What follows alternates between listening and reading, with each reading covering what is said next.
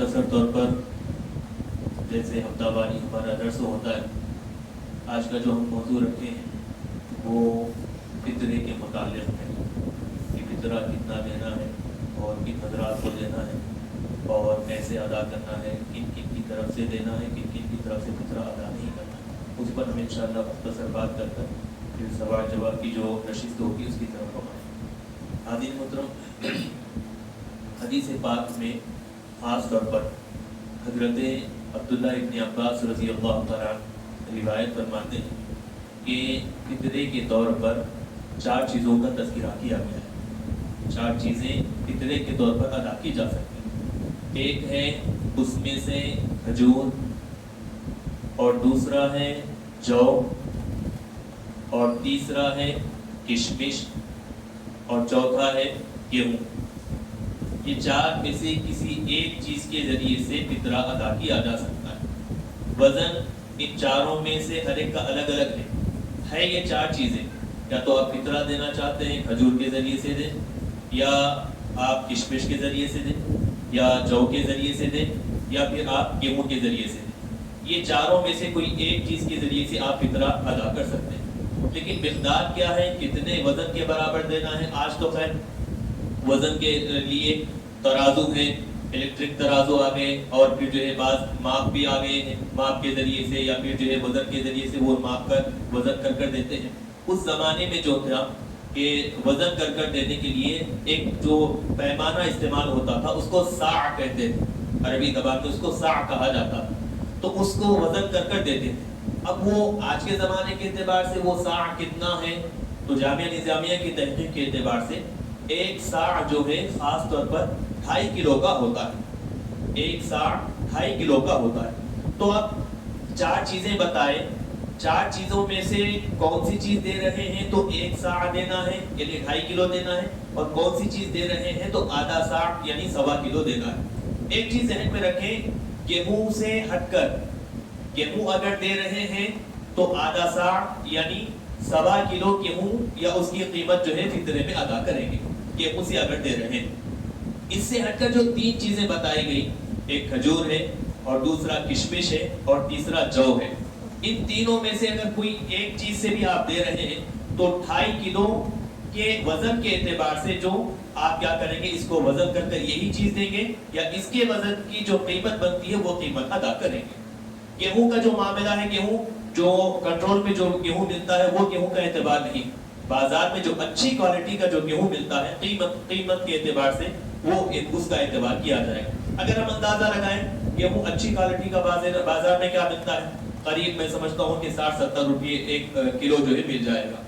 1.25 کلو بڑی مشکل سے 90-100 روپے کے قریب جو ہے ایک فطرہ بن جاتا ہے۔ اسی وجہ سے جامعہ نظامیہ سے جو فتویٰ نکلا ہے کہ کم سے کم آدمی اگر کوئی فطرہ دے رہا ہے تو اس کے لیے لازم کیا ہے کہ وہ کم سے کم ایک آدمی کا فطرہ 100 روپے ادا کرے۔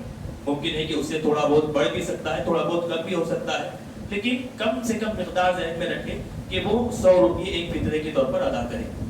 یہ گیہوں کا۔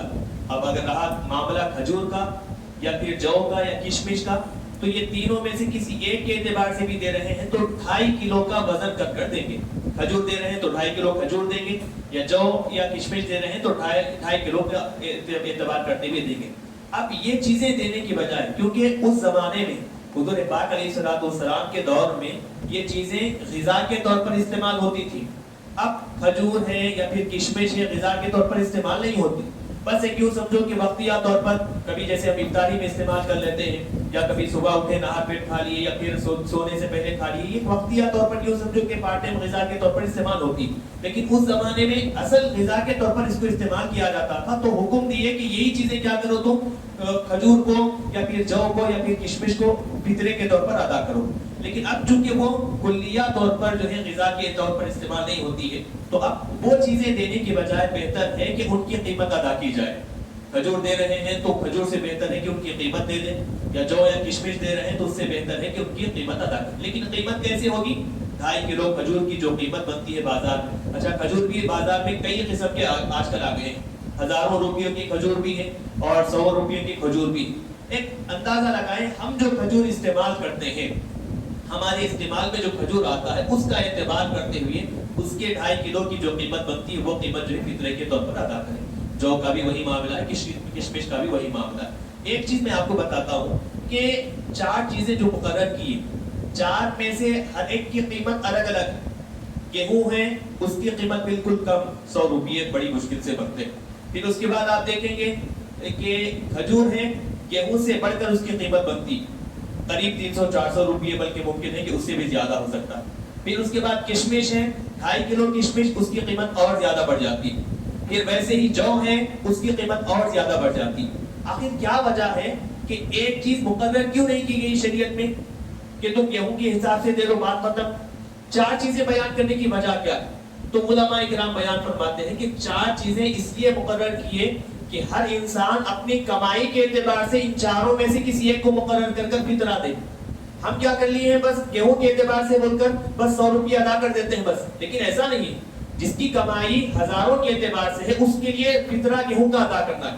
لاکھوں کے اعتبار سے جس کی کمائی ہے تو اس کے اعتبار سے جو 3 چیزیں بتائی گئی ہیں ان میں سے بڑی مشکل سے میں سمجھتا ہوں کہ ایک فطرہ 300-400 روپیے بنتا ہے, اور لاکھوں میں سے 300-400 روپیے نکالنا کوئی بڑی مشکل کی بات نہیں ہوتی.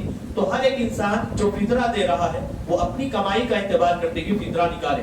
اللہ تبارک و تعالی نے اگر لاکھوں میں نوازا ہے تو اس کے اعتبار سے جو ہے کھجور یا کشمش یا جو کے اعتبار سے 2.5 کلو کی جو قیمت بنتی ہے اس سے نکالے.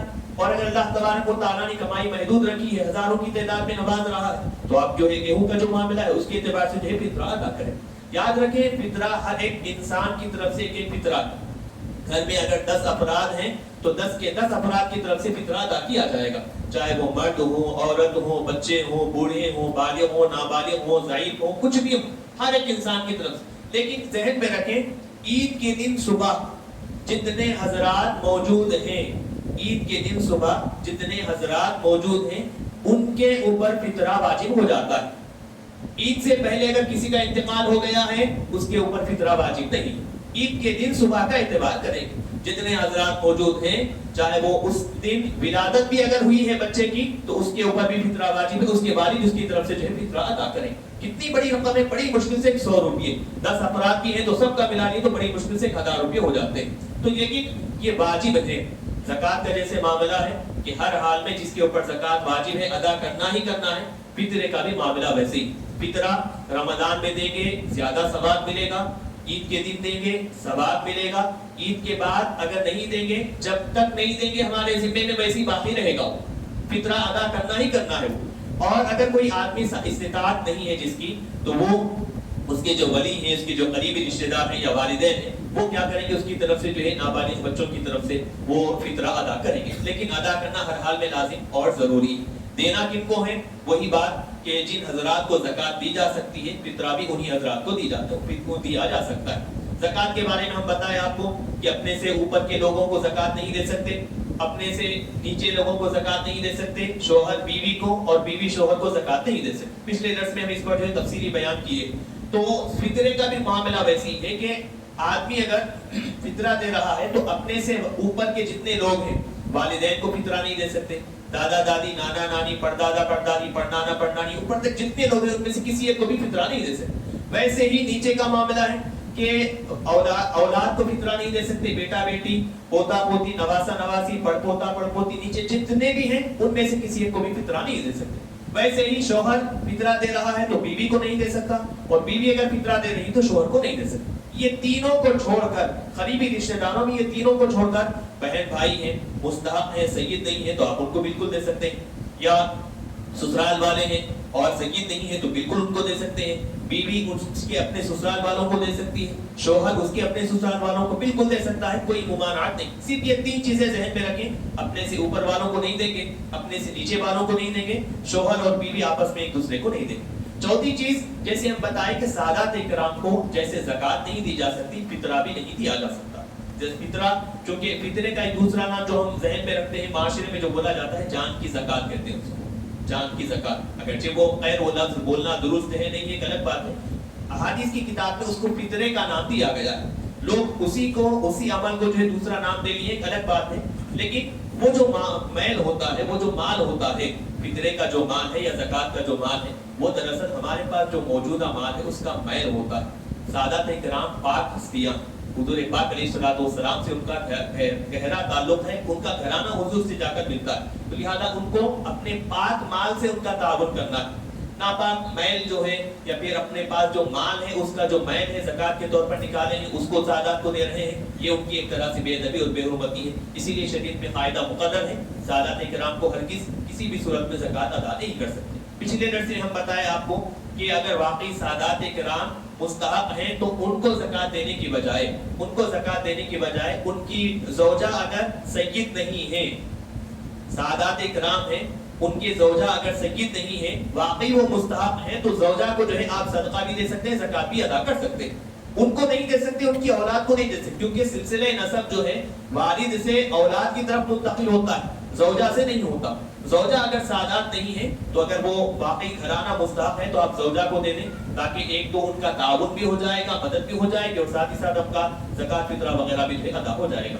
مدرسوں کے بارے میں ہم خاص طور پر تذکرہ کیے تھے کہ کئی مدرسے کے لوگ دور دور سے آتے ہیں، آ کر اعلان کرتے ہیں ہمارے مدرسے میں فلاں اتنے بچے پڑھ رہے ہیں، ہمارے مدرسے میں اتنے بچے تعلیم حاصل کر رہے ہیں، ہاسٹل میں اتنے ہیں، اور پھر جو ہے فلاں مقام پر ہمارے اتنے اساتذہ پڑھاتے ہیں، فلاں یہ سب چیزیں بولتے ہیں، بڑے اعلانات ہوتے ہیں مسجدوں میں، تقریباً کئی مسجدوں میں رمضان ہوتی ہے اعلانات شروع ہو جاتے ہیں، لیکن اس مدرسے کا جو اعلان کیا گیا اس کی تحقیق واقعی ہمارے پاس موجود نہیں ہوتی۔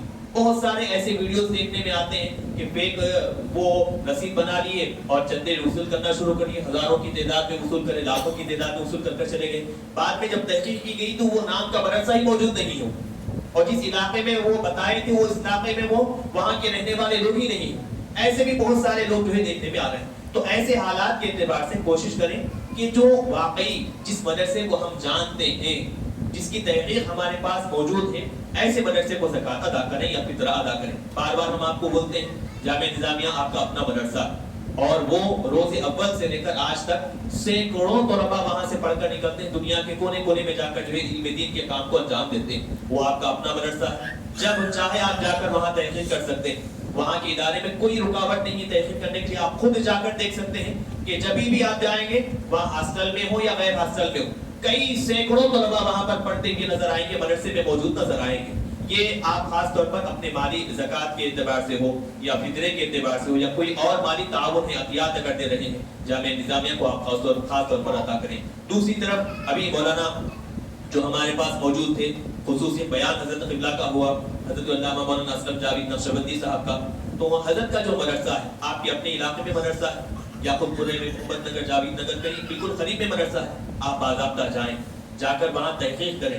لوگوں کی بتائی ہوئی باتیں بہت ساری ہوتی ہیں، فلاں لوگ الگ بولتے ہیں، فلاں الگ بولتے ہیں، فلاں الگ بولتے ہیں، لیکن آپ خود جائیں، جا کر جو ہے تحقیق کریں، دیکھیں، آپ اپنی آنکھوں سے دیکھیں کہ وہاں پر کتنے بچیاں علم دین حاصل کرتے ہیں، اور ہاسٹل سسٹم کے ساتھ ساتھ وہاں پر بچیوں کی تربیت کا جو ماحول ہے، ان کے کھانے پینے، رہنے سہنے کا جو انتظام ہے، ان کے لباس کا جو انتظام ہے۔ ایک چیز حال ہی میں سنا ہوں کہ اگر کوئی ایسی غریب بچی ہے کہ جس کی شادی کے اخراجات اس کے والدین نہیں اٹھا سکتے، تو بعض ایسے بھی واقعات آئے ہیں کہ وہ مولانا کا ادارہ جو ہے، ادارے کی طرف سے جو ہے وہ بچی کی شادی کر جو ہے دی گئی۔ تو آپ خود جائیں، جا کر دیکھیں، تحقیق کریں، بالکل قریب میں ہے، وہاں جا کر جب آپ اپنی آنکھوں سے دیکھیں گے آپ کو اندازہ ہوگا کہ ہاں واقعی یہ مدرسہ ہے، ہمارے اپنے علاقے میں بچیوں کا مدرسہ ہے، اور اپنی ابتدائی بنیاد سے لے کر وہ خدمت انجام دے رہا ہے۔ آپ خاص طور پر اس مدرسے کو تحقیق کرنے کے بعد جو ہے خود آپ اپنے زکوٰۃ یا عطیات یا فطرے وغیرہ ہے تو آپ ادا کریں۔ ایسے مدرسے جہاں جن کے اوپر ہمیں واقعی بھروسہ ہے کہ وہاں بچوں کی تعلیم پر خرچ کیا جاتا ہے، آپ ایسے مدرسے کو کیا کریں، وہ زکوٰۃ، فطرہ، عطیات وغیرہ ادا کریں۔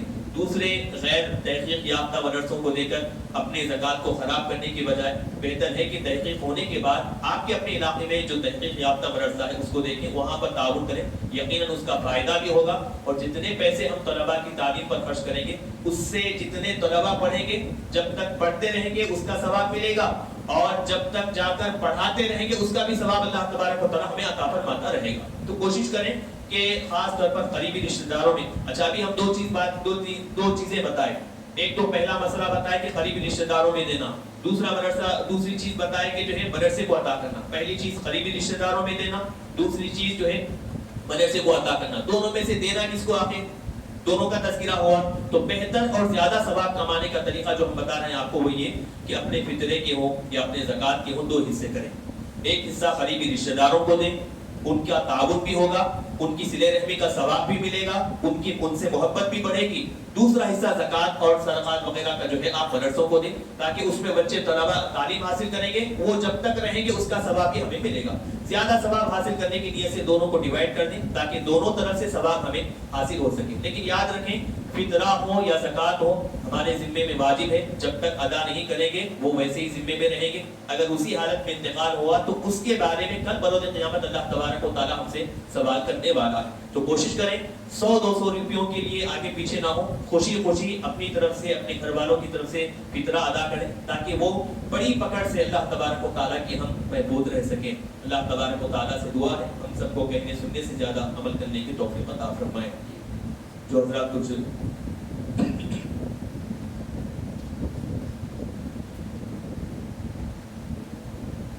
ایک چیز، کیونکہ یہ ہمارا جو پروگرام ہے وہ پروگرام خاص طور پر جو ہے اتوار کے دن مقرر ہوتا ہے، تو اصل تو وقت اس کا بعد نماز مغرب سے عشاء تک ہے۔ رمضان کی وجہ سے جو ہے وقت چینج کر ظہر کی نماز کے بعد جو ہے ہم رکھے تھے اس کو، لیکن اب چونکہ ممکن ہے آنے والا جو اتوار ہے وہ اتوار کا دن عید کا ہو سکتا ہے، یا ممکن ہے کہ پیر کو عید ہو، یا ممکن ہے کہ منگل کو عید ہو۔ بہرحال جبھی بھی اگر مان لیں کہ اتوار کے دن اگر عید ہوتی ہے تو اتوار کے دن کا پروگرام ہم کیا کریں گے، ایک دن پہلے رکھ لیں گے، ہفتے کے دن بعد نماز ظہر، بس یہ ایک آئندہ آنے والا اتوار۔ اگر اتوار کو عید رہی تو ہفتے کے دن پروگرام رہے گا، اگر اتوار کے دن عید نہیں رہی تو وہی حسب معمول جو ہے اتوار کو درس رہے گا، اور پھر اس کے بعد وہی تسلسل باقی رہے گا۔ اور رمضان جیسے ہی ختم ہو گیا، جیسے ہم بتائے کہ پہلا جو طریقہ تھا بعد نماز مغرب سے عشاء تک، وہ درس کا سلسلہ جو ہے وہ حسب سابق ویسے ہی شروع ہو جائے گا۔ کچھ سوالات اگر آپ حضرات کرنا چاہ رہے ہیں تو فطرے یا زکوٰۃ کے متعلق بھی کر سکتے ہیں۔ جی ہاں بالکل، اگر امام صاحب ہیں یا مؤذن صاحب ہیں، اگر وہ سادات نہیں ہیں تو آپ بالکل ان کو زکوٰۃ دے سکتے ہیں۔ آپ دیکھیں کہ خیر آپ حضرات تجربے کار ہیں، واقف کار ہیں کہ امام صاحب مؤذن صاحب کی تنخواہیں کیا ہوتی ہے۔ بازار میں جب ہم دیکھتے ہیں تو بڑی مشکل سے 8,000-10,000 روپئے، وہ 8,000-10,000 میں 4,000 کرائے کا چلا جاتا ہے، وہ 4,000 میں ان کے گھر کے اخراجات ہیں فلاں فلاں۔ میں سمجھتا ہوں کہ اگر سید نہیں ہے محلے کے امام، اگر سید نہیں ہے تو محلے کے افراد کو یہ خیال کرنا چاہیے کہ وہ مستحق ہیں، صاحب نصاب نہیں ہے، تو باضابطہ ان کو زکوٰۃ ادا کر سکتے ہیں، فطرے کے طور پر ہو یا زکوٰۃ کے طور پر بالکل ادا کر سکتے ہیں۔ لیکن دو چیزیں دیکھنا، ایک تو نصاب، صاحب نصاب نہیں ہونا، صاحب نصاب یعنی وہ خود زکوٰۃ دینے کے قابل نہیں ہونا، اور دوسرا یہ کہ سید نہیں ہونا۔ اگر یہ دو چیزیں، چاہے وہ امام صاحب ہوں چاہے وہ مؤذن صاحب ہوں، اگر نہیں ہے ان میں، تو آپ بلا جھجک ان حضرات کو جو ہے زکوٰۃ یا فطرے کی رقم ادا کر سکتے ہیں۔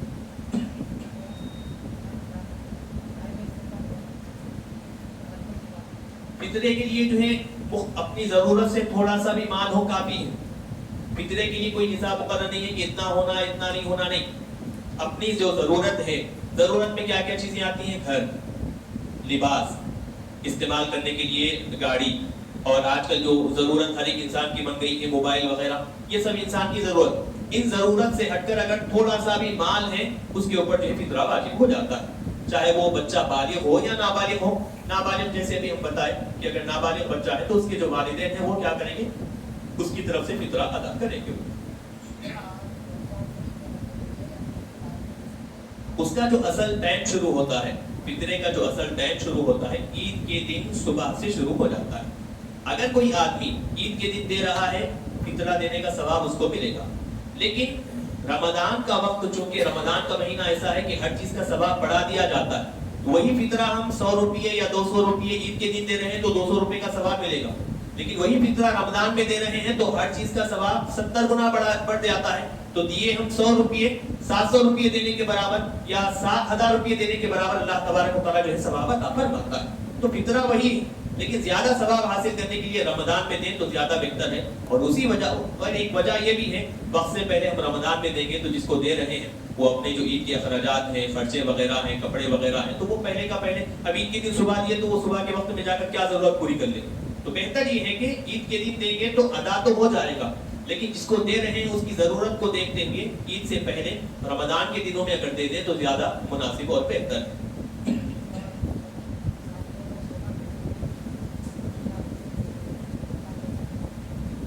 7 तोले सोना जो है ये तो निसाब के बराबर, उसके ऊपर जो है 3 लाख रुपए लिए। तो अब करना ये है 7 तोले सोने की आज की क्या कीमत बनती, मिसाल के तौर पर अब मान लो कि 80,000 रुपये तोला, तो अब 7 तोले अगर देखें तो करीब हो जाएंगे 5,20,000 रुपये। तो ये 5,20,000 रुपये बन रहे हैं 7 तोले सोने के, और उसके ऊपर पर्दा लिए हैं 3 लाख रुपये।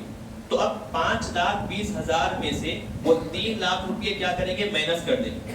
जब माइनस कर दिए तो बच गए 2,20,000 रुपये। वो 2,20,000 का 2.5% हिस्सा जो है ज़कात के तौर पर अदा किया जाएगा, यानी जो पर्दा है उसमें से निकाल कर माँ बाकी चीज से जो है ज़कात अदा की जाएगी, जबकि वो माँ बाकी चीज निसाब के बराबर हो, और 2,20,000 तो जो आराम से निसाब के बराबर होते हैं, उसमें से जो है ज़कात अदा की जाएगी।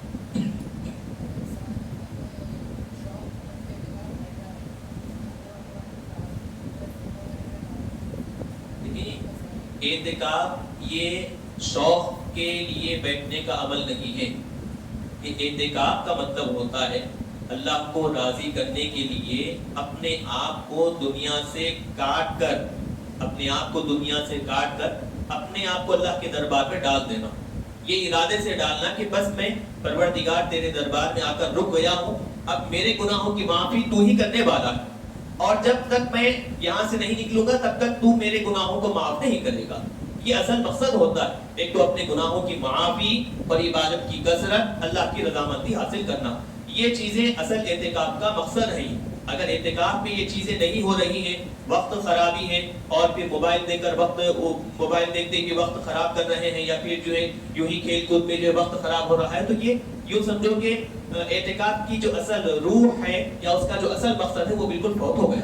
एक दिन के लिए या 10 दिन के लिए आप किसी मकाम पर गए, वहां रुके, वापस लौट कर आए, बस इतना ही काम, उससे कुछ फायदा हमें हासिल हरगिज नहीं होगा। फायदा हासिल करना है वो क्या है कि अपने आप को अल्लाह के दरबार में छोड़ देना, दुनिया की सारी चीजों से अपने आप को काट कर, मोबाइल है और दूसरी चीजें हैं, ये सब चीजों से कट कर अल्लाह के दरबार में हाजिर होकर इबादतें करना, रियाजतें करना, इताअतें करना, अल्लाह की रज़ामंदी हासिल करना, ये एतिकाफ का असल मकसद होता है।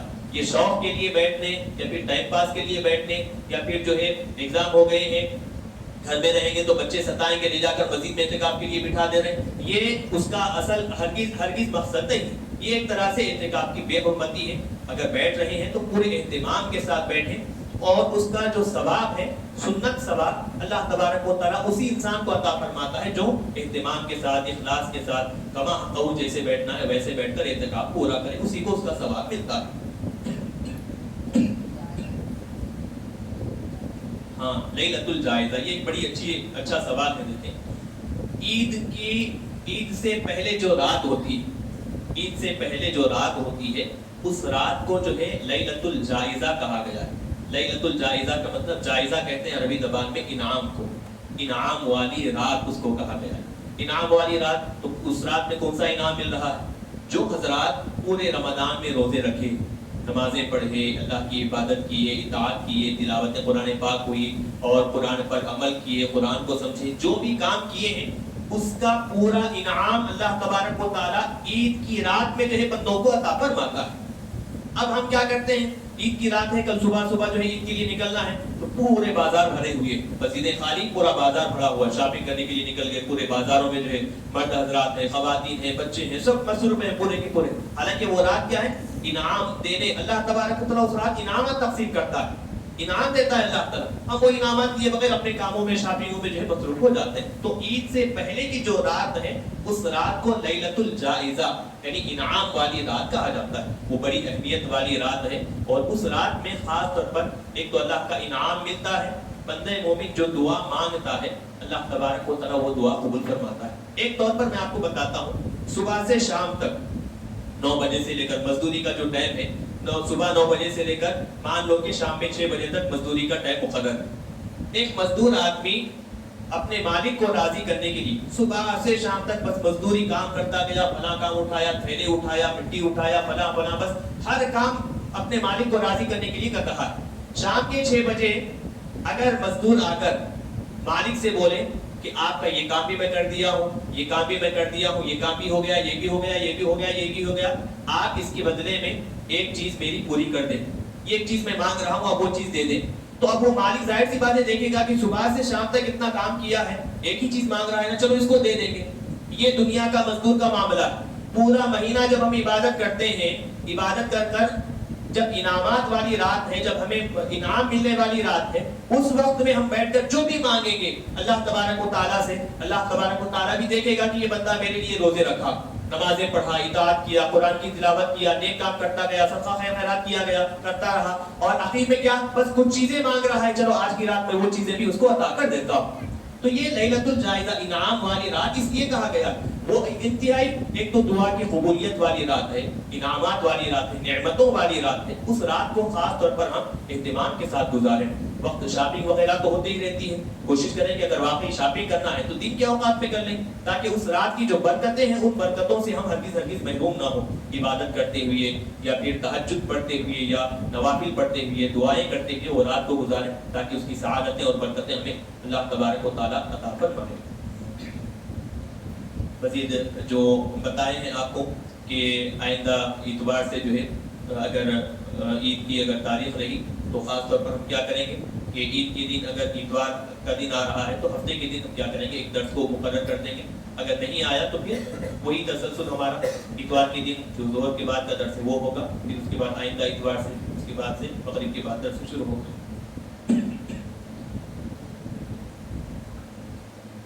قرض جو لے رہے ہیں، ہاں ایک چیز دیکھیں، ابھی سوال ہوا ہے کہ اگر ہم کسی سے قرضہ لیے کہ اس کے اعتبار سے دیکھیں گے کہ قرضہ مثال کے طور پر مان لو کہ 4 لاکھ روپے قرضہ لیے، ہمارے پاس وہ 4 لاکھ روپے قرضہ پھیرنے کے لیے ہے،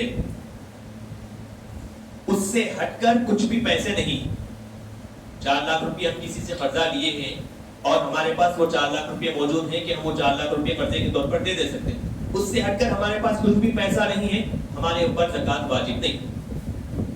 قرضہ اگر پھیرنے کے بعد پیسے ہمارے پاس ہیں اور وہ اتنے پیسے ہیں کہ 30-40 ہزار روپے ہیں، چاندی کے نصاب کے برابر پہنچتے ہیں، تو وہ جو باقی جو پیسے ہیں 4 لاکھ جانے کے بعد جتنے پیسے ہیں ان میں سے جو ہے 2.5% زکوٰۃ ادا کی جائے گی. یہ ذہن میں رکھیں. قرضہ 4 لاکھ ہے اور ہمارے پاس بھی 4 لاکھ روپے ہیں، تو قرضہ پھیر دیں گے تو پورا کا پورا پیسہ ختم ہو جائے گا، زکوٰۃ واجب نہیں ہوگی. قرضے کی رقم نکالنے کے بعد جو بیلنس ہمارے پاس موجود ہے، اگر وہ نصاب کے برابر پہنچ رہا ہے 40-50 ہزار روپے، تو اس کا وہ بھی کتنا ہے، وہ بس 40-50 ہزار کا ہی جو ہے وہ 2.5% حصہ نکال کر زکوٰۃ میں ادا کرنا ہے. وہ 4 لاکھ جو وہ تو کیا کریں گے، قرضے کے طور پر خود بخود الگ سے نکل جائیں گے. وہ اللہ تبارک و تعالیٰ سے دعا ہے ہم سب کو کہنے سننے سے زیادہ عمل کرنے کی توفیق عطا فرمائے. ہم یہاں پر جو علم دین حاصل کیے ہیں، جو باتیں پہنچائے ہیں، کہنے سننے سے زیادہ عمل کرنے کی توفیق عطا فرمائے. وصلی اللہ تعالی وسلم علی خیر خلقہ محمد و آلہ و صحبہ اجمعین والحمد للہ رب العالمین.